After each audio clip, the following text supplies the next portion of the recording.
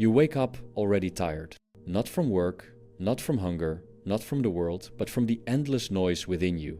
The mind begins its sermon before the body even moves. A list, a replay, a plan. An invisible weight pressing on the chest, whispering that something must be fixed before you can rest. You have mistaken this noise for consciousness.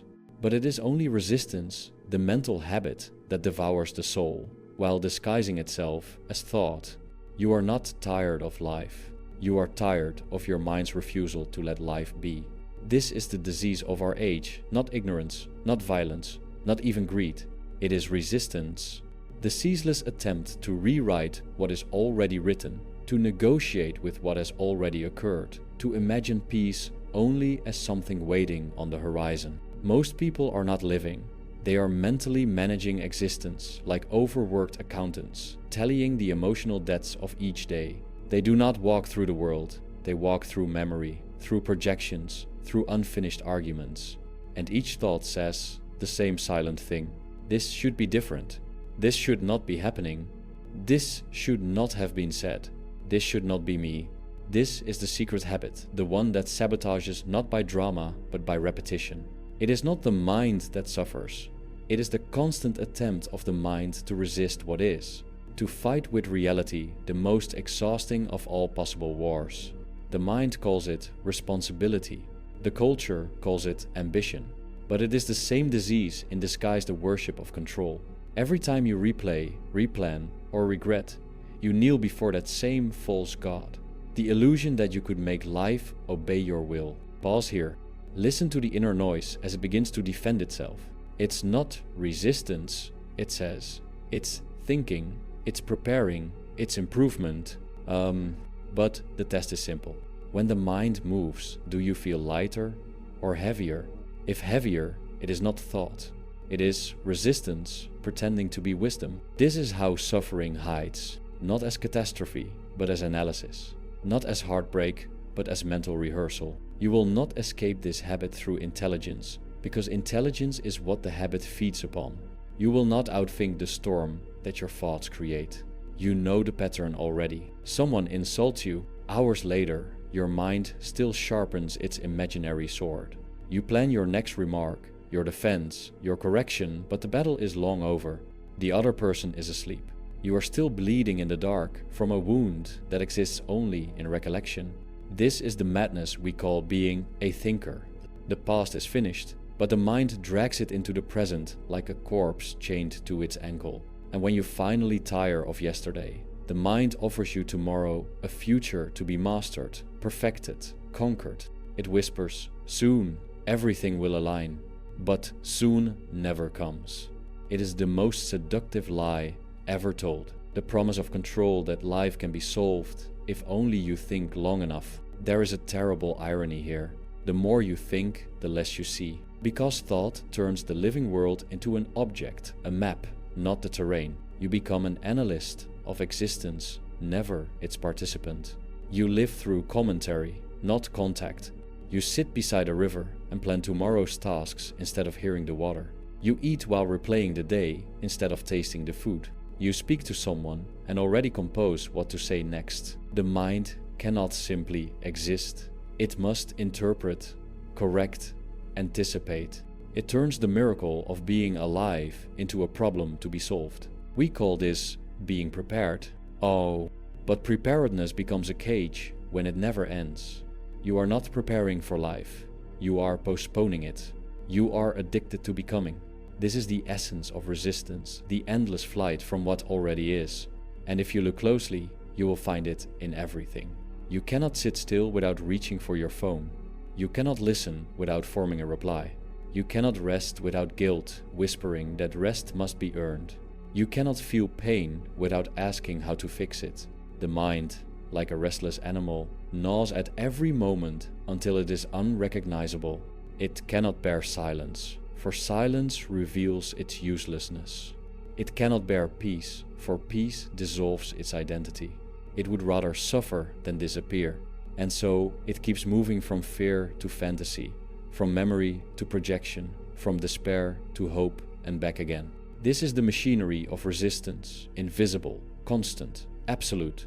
It turns joy into anxiety, presence into preparation, peace into tension. It whispers the same command in 1,000 forms. Do something, change something, become something. But what if this is the lie? What if the constant need to do is the very reason you cannot rest? What if the endless need to become is what keeps you from being? Pause again. You are breathing right now. Notice the air entering, leaving.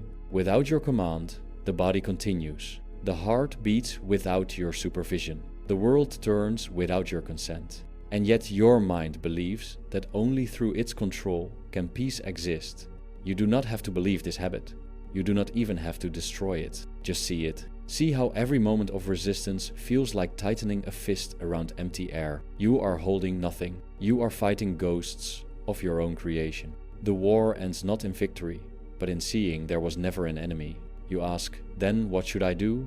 The mind always asks this, for doing is its only language. But there is nothing to do. You can only observe. Observation is the first quiet rebellion. Sit for 1 minute.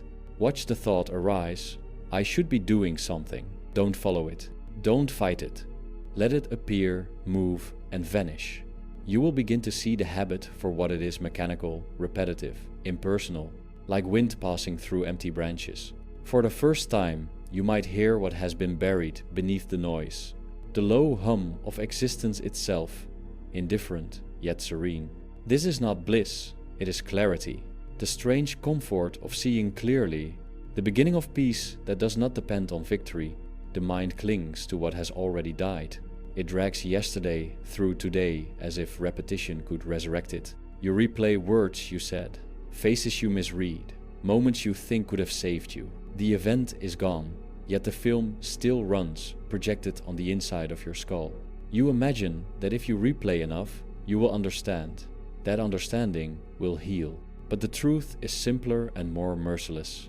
You replay to maintain control over what humiliated you. It is not closure you seek, but mastery over time.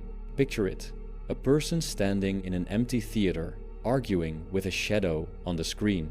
Each replay sharpens the pain, polishes the wound until it gleams. You call it reflection. It is self-torture disguised as insight. When the loop begins, whisper inwardly, the scene is over. Let that sentence end the performance. Memory will still exist, but it will lose its teeth. Silence after recognition is not emptiness. It is freedom from yesterday's gravity. You believe salvation hides in the next version of yourself. Once you earn enough, once you heal enough, once you become enough, then peace. This is the mind's favorite mirage, the better tomorrow. Every thought that begins with "when I" is a rope tying you to absence. The horizon moves as you chase it. Desire feeds on its own starvation. Schopenhauer called this the will, the blind engine that keeps the world spinning in hunger. You satisfy one craving only to uncover another. Fulfillment lasts seconds. Longing resumes its throne. For example, you finish a project you thought would change everything. For one day, the silence feels holy. By the next morning, the will whispers, "What's next?" The temple of achievement becomes another waiting room. Catch the next "when I thought" and let it hang unfinished.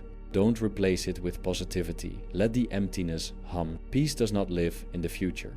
It waits behind the collapse of waiting. Here, the habit hides behind the eyes. You look outward to measure inward. Every scroll, every glance becomes a silent contest. You gauge your worth against the reflections of strangers and call it connection. Someone smiles more beautifully, moves more freely, speaks with ease, and the will whispers, "You are less."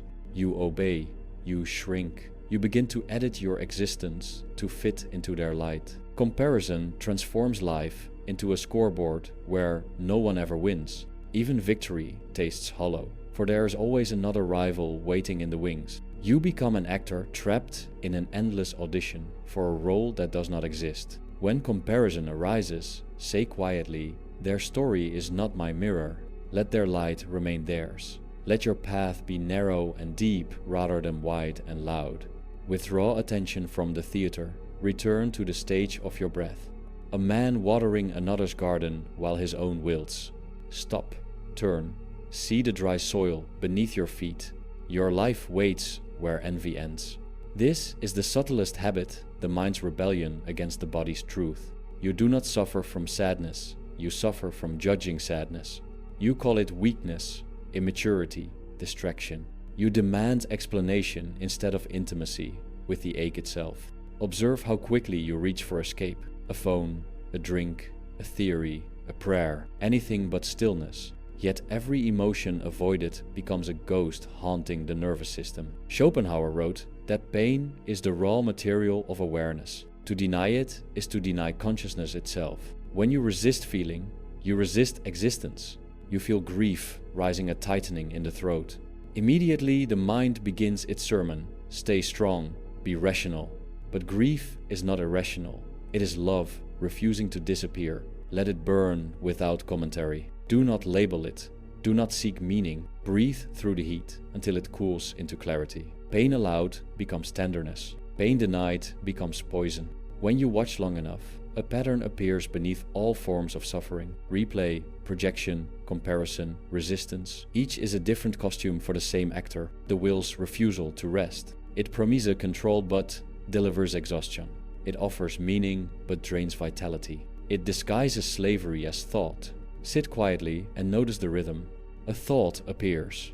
A feeling follows. The body tightens. You react. Then another thought arises to justify the first and the cycle renews. If you can see this without judging, the wheel slows. For a breath or two, you step outside the machinery. You sense the space between thought and observer. That space is the beginning of peace. Now you understand why exhaustion never ends. The machine was never broken. It was built this way. The goal was never happiness. It was movement. The will demands motion, even if it means misery. But knowing this changes everything. What is seen clearly begins to dissolve. A lie can survive only in darkness. Close your eyes for a moment. Listen not for meaning, but for stillness underneath. It hums quietly, the way a lake hums beneath wind.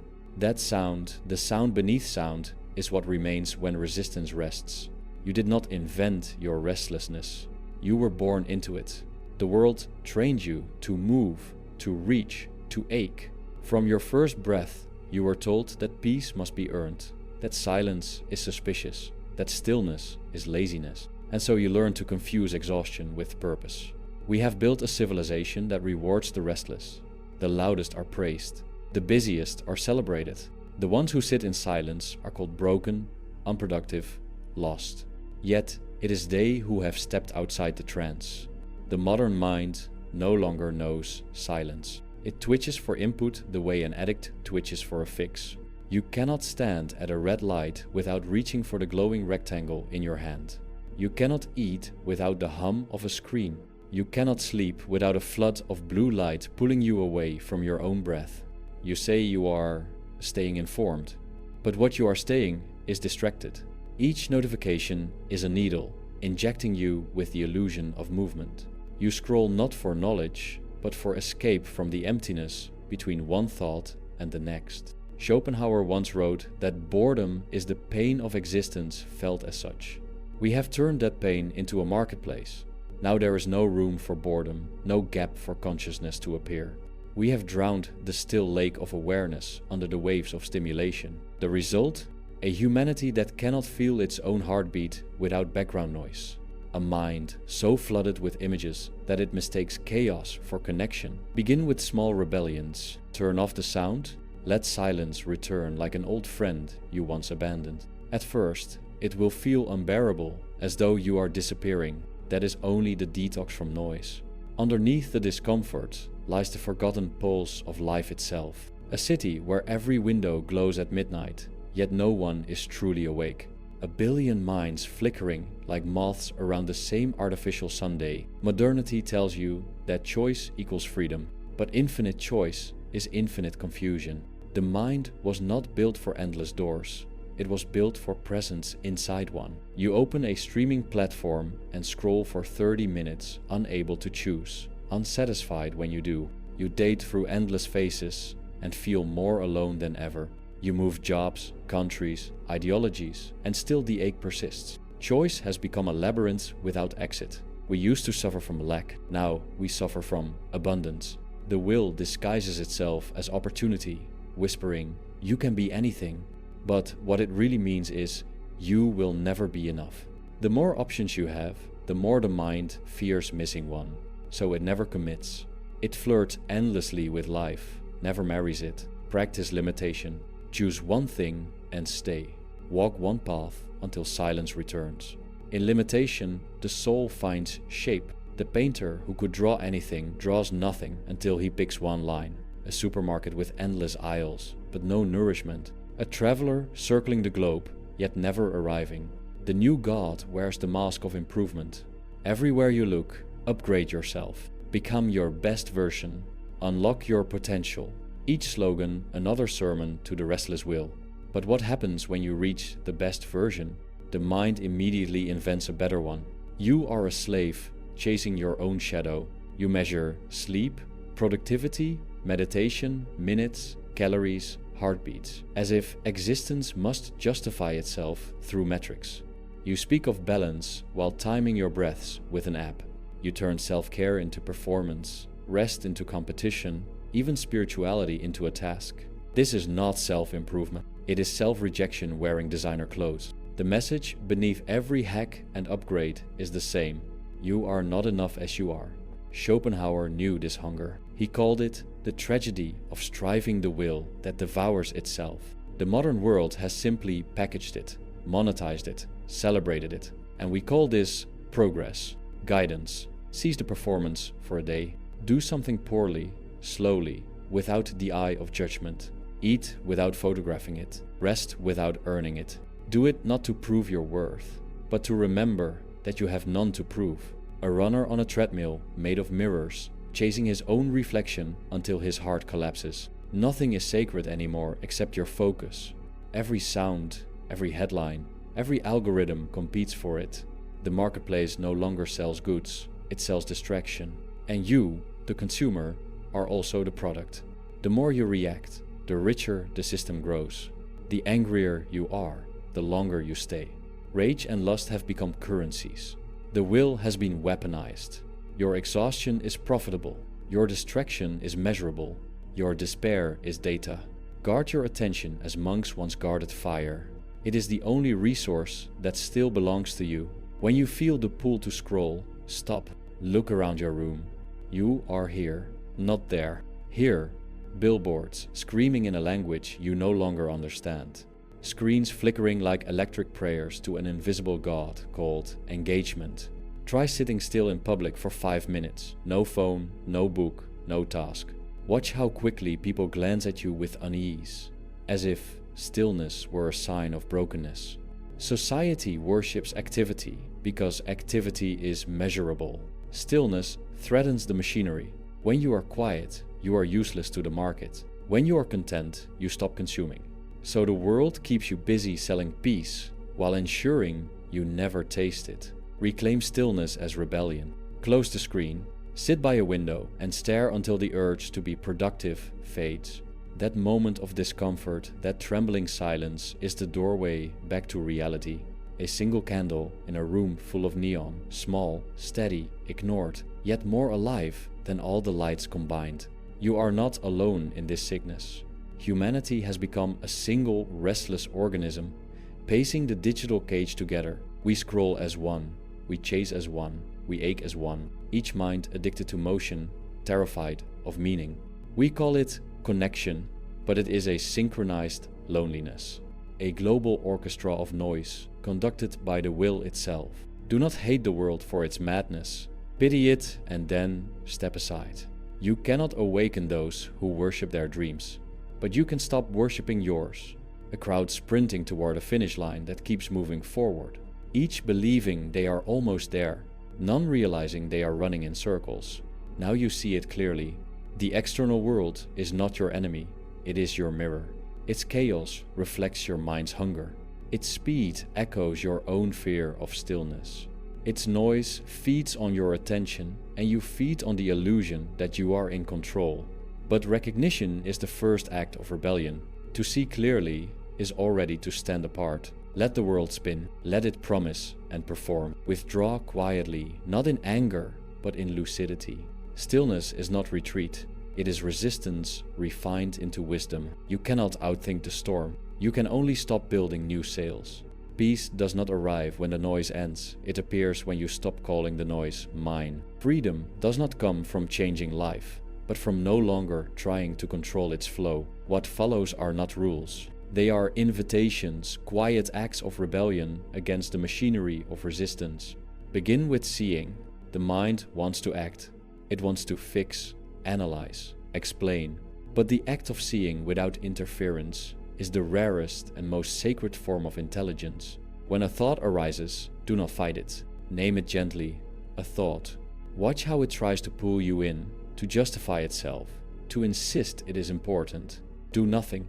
Let it pass like a cloud across the Sunday. At first, the habit will tighten. It will demand your attention, whispering, "If you don't think about this, something terrible will happen." Let it lie. No thought has ever prevented death or guaranteed joy. They are ripples on the surface of being. 3 times a day, stop. Take 3 slow breaths. Notice what your mind is doing. Is it replaying, projecting, comparing, resisting? See it clearly, without judgment. This moment of awareness, small, fleeting, is the first crack in the machinery. The will loses its absolute power when you refuse to join its rhythm. Imagine standing by a river. Until now, you have been drowning in it. Now you step onto the bank and simply watch the current flow. That distance, that single step back, is liberation. To permit life is not weakness. It is the highest strength. When pain, boredom, or fear arise, do not call them mistakes. Call them weather. You cannot command the rain, but you can stop cursing it. When the heart trembles, say quietly, "Yes, you may stay." When sadness returns, whisper, "Welcome back." Oh, permission dissolves resistance faster than any effort to escape. Every emotion you suppress waits like an unpaid debt in the body. You push it down, and it grows roots, headaches, tension, fatigue, restlessness. The body becomes the battlefield for ungrieved grief. When anxiety comes at night, do not reach for the phone. Sit. Feel your pulse racing. Do not calm it. Let it thunder until it softens on its own. Fear fades when it is seen without defense. Waves stop crashing when you stop standing against them. Let life break over you. The salt will sting, then it will cleanse. The mind's addiction is speed. It moves too fast to see its own illusion. If you wish to see clearly, you must slow down until thought becomes visible like dust motes floating in a sunbeam. The simplest act can become a temple if done slowly. Eat without distraction. Walk without destination. Speak with pauses between words, long enough for silence to breathe through them. At first, slowness feels unbearable. You will feel guilty, inefficient, unproductive. That discomfort is the will threshing against death. Keep going. Beyond that panic lies the return to presence. Schopenhauer once said that man's life swings between suffering and boredom. But boredom, when endured, transforms into clarity. It is not emptiness, it is the ground where peace grows. Choose one ordinary act each day and make it sacred through slowness. Watch how time stretches, how awareness deepens. This is not laziness, it is repair. Imagine stirring tea and watching the swirl settle into stillness. That is your mind when you stop rushing. The rich in thoughts are the poor in peace. You have been taught to accumulate ideas, plans, theories, mental possessions that crowd the soul. True freedom begins with subtraction. Reduce the number of opinions you must hold. Reduce the number of explanations you demand. Reduce the inner commentary narrating your every move. Let silence finish the sentence for once. Let incompleteness be enough. When something unpleasant happens, notice the reflex, the rush to ask, "Why me?" Do not answer it. Let the question float unanswered until it dissolves. You will discover that suffering fades faster when not decorated with meaning. Mental poverty is not ignorance. It is clarity without clutter. It is seeing without storytelling. An old monk sweeping a courtyard, each fallen leaf a thought removed. The floor of consciousness cleared until the stone shines. The mind is the exile, the body is home. When thought becomes unbearable, return to sensation. Feel the soles of your feet. Feel the texture of the air on your skin. Feel your breath enter and leave without command. This is not a technique, it is remembrance. The body is always present, only the mind leaves. The will loses power when you inhabit the flesh it uses. When worry rises, focus on the rhythm of breath moving through the chest. When anger ignites, feel the heat in the hands. Anchor yourself there, not to escape the emotion, but to feel it fully in form rather than fantasy. The body speaks a simpler language than the mind. It does not argue, it does not replay, it simply is. A tree in wind, bending, trembling, yet rooted.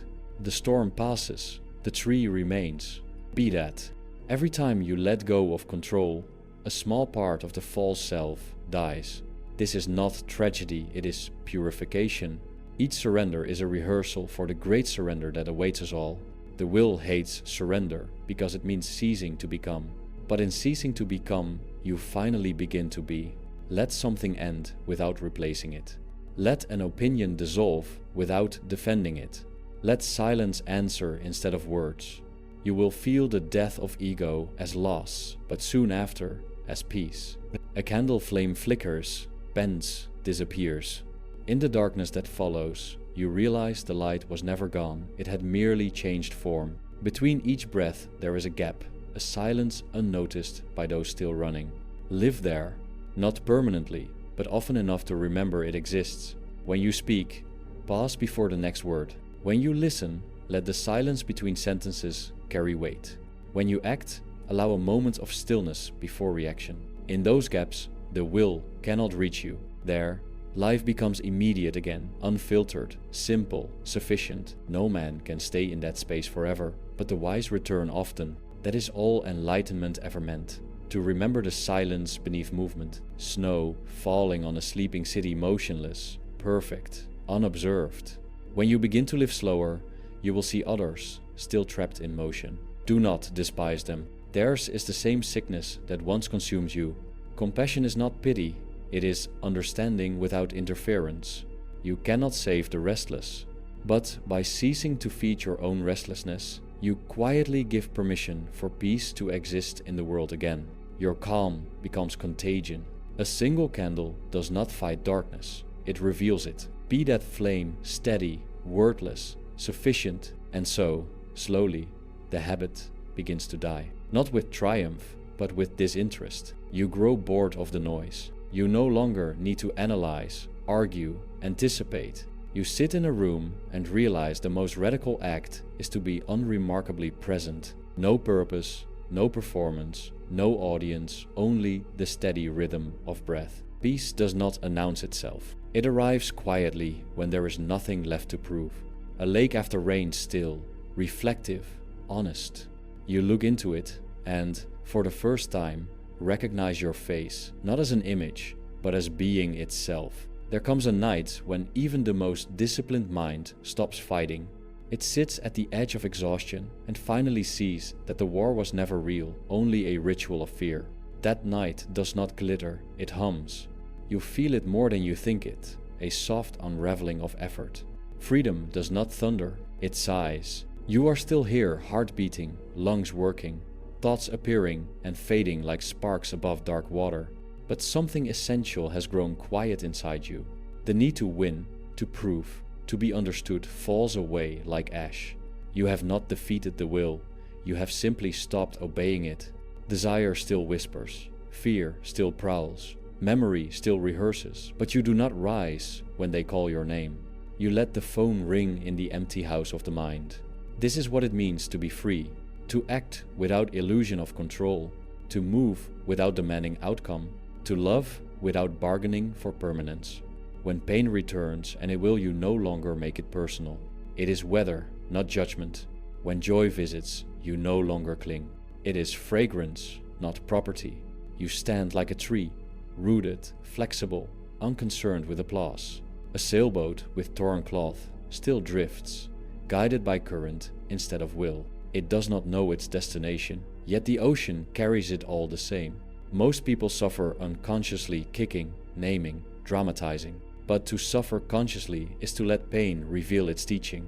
Every heartbreak shows the place where you demanded the world be different. Every loss uncovers the secret arrogance of ownership.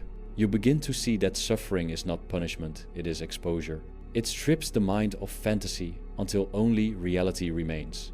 And reality, though merciless, is strangely kind. It never lies. When you face grief without flinching, you meet the raw pulse of existence itself. You realize that love and pain are not opposites. They are the same current, flowing through different bends of the river. Do not seek to transcend your wounds. Let them deepen you until compassion seeps out from the cracks. When another suffers, you will recognize your own reflection and bow instead of judge. Rain falling through broken glass, each drop carrying light through the fracture.